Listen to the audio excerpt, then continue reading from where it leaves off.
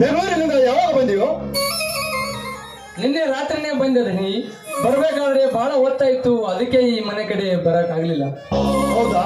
ಹಾ, ಇರಲಿ ರುದ್ರ. ಒಳಗಡೆ ನನ್ನ ಪಾದ ರಕ್ಷೆಗಳಿವೆ, ಅವುಗಳನ್ನು ತೆಗೆದುಕೊಂಡು ಬಾ. ಆಯ್ತು.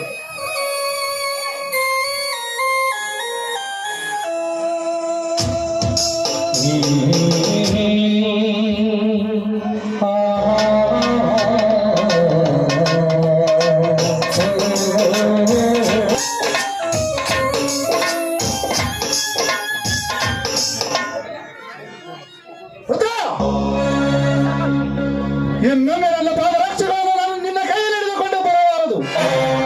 ನೀನು ಮಾಡುತ್ತಿರುವ ಈ ಕೇಳ ಕೆಲಸ ನನ್ನ ಮನಸ್ಸು ಒಪ್ಪದು ರುದ್ರ, ಒಪ್ಪದು. ಯಾಕ್ರಿ ಜನರ? ನೀನು ಈ ಮನೆಯಲ್ಲಿ ದುಡಿಯುವ ಹಾಳು ಎಂದು ನಾವು ತಿಳಿದುಕೊಂಡಿಲ್ಲೋ. ಈ ಮನೆಯ ಕುಟುಂಬದ ಸದಸ್ಯರೆಂದು ಭಾವಿಸಿಕೊಂಡಿದ್ದೇವೆ. ನೀನು ಈ ಮನೆಯಲ್ಲಿ ದುಡಿಯುವ ಹಾಳಾದರೂ ನಮ್ಮ ಮನೆಯ ಮಗನಂತೆ ನಡೆದುಕೊಳ್ಳುತ್ತಿರುವೆ. ಅಲ್ಲದೆ 25 ವರ್ಷಗಳಿಂದ ನಮ್ಮ ಮನೆಯಲ್ಲಿ ಶ್ರದ್ಧೆ ವಿಶ್ವಾಸವನ್ನಿಟ್ಟು ನನ್ನ ಮನೆಯಲ್ಲಿ ದುಡಿಯುತ್ತಿರುವೆ. ಈಗಿರುವ ಅಲ್ಲದೆ ನನ್ನ ವಯಸ್ಸಿನ ಸರಿ ಸಮಾನರಾದ ಮನುಷ್ಯನೇನು. ಈಗಿರುವಾಗ ನೀನು ಇಂಥ ಕೆಲಸ ಮಾಡುವುದು ನನ್ನ ಮನಸ್ಸು ಒಪ್ಪದಿರುದ್ರ, ಒಪ್ಪದು. ಯಾಕೆ ಒಪ್ಪುದಿಲ್ರಿ ಅಪ್ಪರ? ಯಾಕೆ ಒಪ್ಪುದಿಲ್ಲ? ನಾನು ಎಷ್ಟಾದರೂ ಈ ನಿಮ್ಮ ಮನೆಯಲ್ಲಿ ಆಳು ಮಗ. ರುದ್ರ, ಹಾಗಂತ ನೀನು ತಿಳಿದುಕೊಂಡಿದ್ದೀಯೋ? ನಾವು ತಿಳಿಯಬೇಕಲ್ಲ. ನನ್ನ ಮನೆತನದ ಬಗ್ಗೆ ನನ್ನ ಹೃದಯದಲ್ಲಿ ನನಗೆ ಎಷ್ಟು ಅಭಿಮಾನ ತುಂಬಿಕೊಂಡಿದೆಯೋ ಅಷ್ಟೇ ಅಭಿಮಾನ ನಿನ್ನ ಹೃದಯದಲ್ಲಿ ತುಂಬಿಕೊಂಡಿದೆ. ಅಂದಾಗ ನೀನೊಬ್ಬ ಈ ಮನೆಯಲ್ಲಿ ಹಾಳು ಮಗನಿಂದ ತಿಳಿದುಕೊಂಡಿಲ್ಲ. ಈ ಮನೆಯ ವಿಶ್ವಾಸಿಗೆ ಅಭಿಮಾನಿ, ಈ ಮನೆಯ ಮಾನ ಉಳಿಸುವ ಮಾನವತೆಯ ಮನುಷ್ಯ ಅಂತ ತಿಳಿದಿದ್ದೇನೆ. ಮಾನವತೆಯ ಮನುಷ್ಯ ಅಂತ ತಿಳಿದಿದ್ದೇನೆ. ಜನರ, ನನ್ನ ಬಹಳ ನಂಬಿದ್ದೀರಿ ಅಪ್ಪ ನೀವು. ನಂಬಬೇಕು ರುದ್ರ, ನಂಬಿದವರನ್ನು ನಂಬಲೇಬೇಕು. ಎಷ್ಟು ಸಾಕ್ರಿ ಅಪ್ಪರ, ಎಷ್ಟು ಸಾಕು. ಜೀವನದಲ್ಲಿ ಸ್ವರ್ಗದಾಗ ನಗು ನಗುತ್ತಾ ಬದುಕಿದಂಗೆ ಹೋದ್ರೆ ಇಷ್ಟು ಸಾಕ್ರಿ ಅಪ್ಪ, ಇಷ್ಟು ಸಾಕು. ಅಪ್ಪರ ಅವರ ಬಂದ್ರಿ ಅಪ್ಪ ಅಲ್ಲಿ.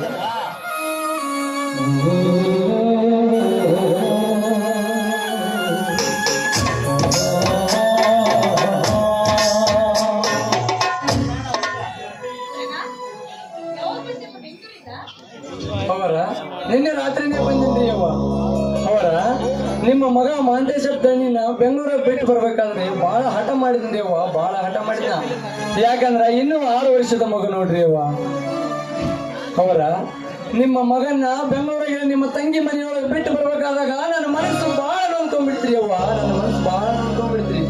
ಮತ್ತೆ ನಿಮ್ಮ ತಂಗಿಯವರು ನನಗೆ ಸಮಾಧಾನ ಹೇಳಿ ಕಳಿಸ್ಕೊಟ್ರಿ ಅವ್ವ. ಮಹಂತೇಶ್ ಇನ್ನು ಚಿಕ್ಕವನು, ಹೆತ್ತವರನ್ನ ಬಿಟ್ಟಿರ್ಬೇಕಾದ್ರೆ ಇನ್ನು ಸ್ವಲ್ಪ ಬುದ್ಧಿ ಬೆಳಿಬೇಕು. ಆದ್ರೆ ಅವನು ಚೆನ್ನಾಗಿ ಕಲಿತು ಒಳ್ಳೆ ವಿದ್ಯಾವಂತ ಬುದ್ಧಿವಂತ ಆಗ್ಬೇಕೆಂಬ ಆಸೆ ಇದ್ದಂತೆ ನಾವು ನನ್ನ ಕಲಿಯೋದಕ್ಕೆ ಬೆಂಗಳೂರಲ್ಲಿ ಬಿಟ್ಟಿದ್ದು. ಖಂಡಿತವಾಗಲೂ ಅವನು ದೊಡ್ಡ ವಿದ್ಯಾವಂತನಾಗ್ತಾನ್ರಿ ಅವ್ವ, ಖಂಡಿತವಾಗಲೂ ಅವನು ದೊಡ್ಡ ವಿದ್ಯಾವಂತನಾಗ್ತಾನೆ. ಈ ನಮ್ಮ ದೊಡ್ಡ ದನರಂಗ, ನಮ್ಮ ಚಿಕ್ಕದಲ್ಲಿ ಮಹಂತೇಶಪ್ಪನು ಈ ಸುತ್ತು 40 ಹಳ್ಳಿ ಒಳಗ ಹೆಸರು ಗಳಿಸ್ತಾನ್ರಿ ಅವ್ವ, ಹೆಸರು ಗಳಿಸ್ತಾನ. ನಿಮಗೂ ಇದ್ದೊಬ್ಬನೇ ಮಗ, ಗಂಡಂದ್ರು ಅವನೇ, ಹೆಂಡಂದ್ರು ಅವನೇ, ಮುಂದೆ ಈ ಮನೆಗೆ ಯಜಮಾನ ಆಗುವನು ಅವನೇ. ಮಹಂತೇಶ್ ನಮ್ಮ ಮಗನಾಗಿ ಹುಟ್ಟು ಬರ್ಬೇಕಾದ್ರೆ ನಿಜಕ್ಕೂ ನಾನು ಪುಣ್ಯ ಮಾಡಿದ್ದೇನೆ. ನಮಗೇನು 18 ಮಕ್ಕಳಿಲ್ಲ, ಇದ್ದು ಒಬ್ಬನೇ ಗಂಡು ಮಗ. ಇನ್ನು ಮುಂದೆ ನನಗೆ ಮಕ್ಕಳಾಗೋದಿಲ್ಲ ಅಂತ ಅವಳೇ ಡಾಕ್ಟರ್ ಹೇಳಿಬಿಟ್ಟಿದ್ದಾರೆ.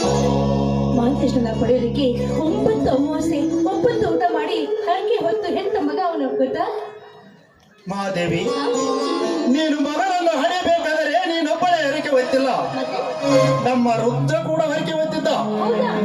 ಹೌದು ಮಹಾದೇವಿ, ಹೌದು. ಅವನು ನಿನ್ನ ಹೊಟ್ಟೆಯಲ್ಲಿ ಒಂದು ಗಂಡು ಮಗ ಹುಟ್ಟಿದರೆ ನಮ್ಮೂರುವ ಇರುವ ದೇವರಿಗೆಲ್ಲ ತುಪ್ಪದ ಅಭಿಷೇಕ ಮಾಡಿಸ್ತೇನೆ ಅಂತ ಹರಕೆ ಹೊತ್ತಿದ್ದ. ಅವನು ಸಣ್ಣವನಾಗಿ ನಮ್ಮ ಮನೆಯಲ್ಲಿ ದುಡಿದರು. ನಮ್ಮ ಮನೆಯ ಮೇಲೆ ದೊಡ್ಡ ಅಭಿಮಾನ ಇಟ್ಟಿದ್ದಾನೆ ನಮ್ಮ ರುದ್ರ. ಎಂತ ಹೇಳಿದಾಗ ಗುಣಪ್ಪ ಇತ್ತು. ವಯಸ್ಸಿನಲ್ಲಿ ಚಿಕ್ಕವನಿದ್ರು ಕೂಡ ಕೀರ್ತಿಯಲ್ಲಿ ತುಂಬಾನೇ ದೊಡ್ಡನಾಗ್ಬಿಟ್ಟೆ. ನಿಮ್ಗೂ ಕೂಡ ಮಕ್ಕಳಿಲ್ಲ, ಆದ್ರೂ ಇನ್ನೊಬ್ಬರ ಒಳಿತನ ಬಯಸ್ತಾ ಇದೆ ಅಂದ್ಮೇಲೆ ಆದಷ್ಟು ಬೇಗ ನಿನ್ಗೂ ಮಗು ಆಗ್ಲಿ ಅಂತ ನಾನು ಆ ದೇವ್ರ ಹತ್ರ ಆಗ್ತೇವೆ. ಸರಿನಾ? ಜನರ ಮಾತಿನೊಳಗೆ ನಾನು ವಿಷಯವನ್ನು ಹೇಳೋದೇ ಮರ್ತು ಬಿಟ್ಟೆ ನೋಡಿ. ಏನ್ ವಿಷಯ? ಈಗ ನನ್ನ ಹೆಂಡತಿ ಏನಾಯ್ತು? ಹೇಳ್ತೀವಿ ಹುಷಾರಿದ್ದಾರೆ ತಾನೆ? ರುದ್ರ, ನಿನ್ನ ಹೆಂಡತಿ ಏನಾಯ್ತು ರುದ್ರ? ಗೆಳೆಯರ, ನನ್ನ ಹೆಂಡತಿ ಈಗ ಗರ್ಭವತಿರಿಯಪ್ಪ. ಅಡ್ಯಾಕಂತಂದು ತವ್ರ ಮನೆಗೆ ಹೋಗ್ಯಾಳ್ರಿಯಪ್ಪ. ಈಗ ನಾನು ಕೂಡ ನನ್ನ ಹೆಂಡತಿ ಊರಿಗೆ ಹೊಂಟೇನ್ರಿ ಅಪ್ಪರ. ಹೊಂಟಿರಬೇಕು ಹೋಗ್ಲಾರ್ದ ಹೇಳು ಮಾಡ್ತೀವಿ ರುದ್ರ. ಹೇ ರುದ್ರ, ಇಷ್ಟು ದಿವಸ ಈ ವಿಷಯವನ್ನು ನಮ್ಮ ಮುಂದೆ ಯಾಕೆ ಹೇಳಲಿಲ್ಲ? ನಾವಿಬ್ಬರು ಗಂಡ ಹೆಂಡತಿ ನಿಮ್ಮ ಮನೆಗೆ ಬಂದು ಶ್ರೀಮಂತ ಕಾರ್ಯ ಮಾಡುತ್ತಿದ್ದೆವು. ಈ ವಿಷಯ ನೀನು ತಿಳಿಸಬಾರದೇನಪ್ಪ ರುದ್ರ? ತಿಳಿಸ್ಬೇಕಂದ್ರಿಯಪ್ಪ, ಯಾಕೆ ನಾಚಿಗೆ ಬಂದ್ರಿಯಪ್ಪ, ಅದಕ್ಕೆ ತಿಳಿಸ್ಲಿಲ್ಲ. ಎಂತ ಹುಚ್ಚಲು ನೀನು? ಬೆಚ್ಚು ಮನಸ್ಸು ಇದ್ದವರ ಮುಂದ ಯಾವತ್ತು ವಿಷಯವನ್ನು ಮುಚ್ಚಿಡಬಾರದು. ಮೆಚ್ಚಿಕೊಳ್ಳುವಂತ ಮಾತಿಗೆ ಯಾವತ್ತು ನಾಚಿಕೊಳ್ಳಬಾರದು ರುದ್ರ. ನೋಡು ರುದ್ರ, ನಿನ್ನ ಹೆಂಡತಿ ಹೆರಿಗೆ ಆದ ಮೇಲೆ ನೀನು, ನಿನ್ನ ಮಗ ಮತ್ತು ನಿನ್ನ ಹೆಂಡತಿ ನೇರವಾಗಿ ನನ್ನ ಮನೆಗೆ ಬಂದು ಬಿಡು. ನಿನ್ನ ಮಗನ ಕೊರಳಲ್ಲಿ ಒಂದು ಚಿನ್ನದ ಸರ ಹಾಕಿ. ಯಾಕೆ ಗಂಡು ಮಗು ಹುಟ್ಟಿದ್ರೆ ಮಾತ್ರ ಚಿನ್ನದ ಸರ ಹಾಕ್ತೀರಾ? ಹೆಣ್ಣು ಮಗು ಹುಟ್ಟಿದ್ರೆ ಬೇಡ ಅಂತೀರಾ? ರುದ್ರಣ್ಣ, ನಿಮ್ಗೆ ಹೆಣ್ಣು ಮಗು ಹುಟ್ಟಿದ್ರೆ ನನ್ನ ಹತ್ರ ಕರ್ಕೊಂಬ. ನಾನು ನಿನ್ನ ಮಗಳಿಗೆ ಬಂಗಾರದ ಪಟ್ಕ ಹಾಕ್ತೀನಿ.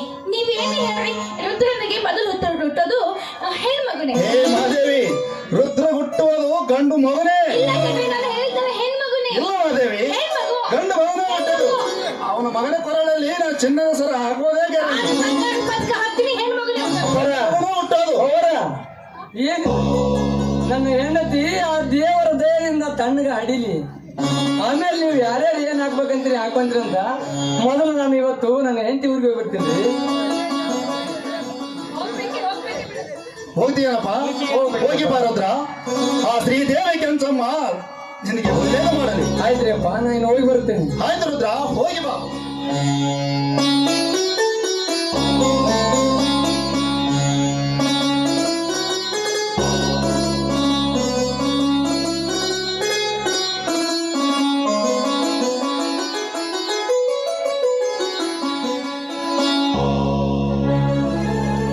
ಮಹಾದೇವಿ, ಮಹಾದೇವಿ, ರುದ್ರ ಮುದ್ದಿನಂತ ಮನುಷ್ಯ ನೋಡು. ಹೌದೌದು, ಅವನು ಮುತ್ತಿನಂತ ಮನುಷ್ಯ, ಮತ್ತೆ ನೀವು ಬಂಗಾರನಂತ ಮನುಷ್ಯರು. ಮತ್ತೆ ನೀನು?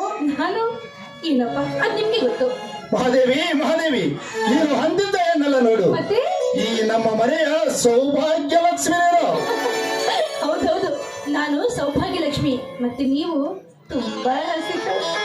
ಮಹಾದೇವಿ, ಈ ರಸಿಕನ ಮನ ತಡೆಯುವಂತೆ ಒಂದು ಹಿಪ್ಪಾದ ಗೀತೆಯನ್ನು ಆಡಬಾರೆ.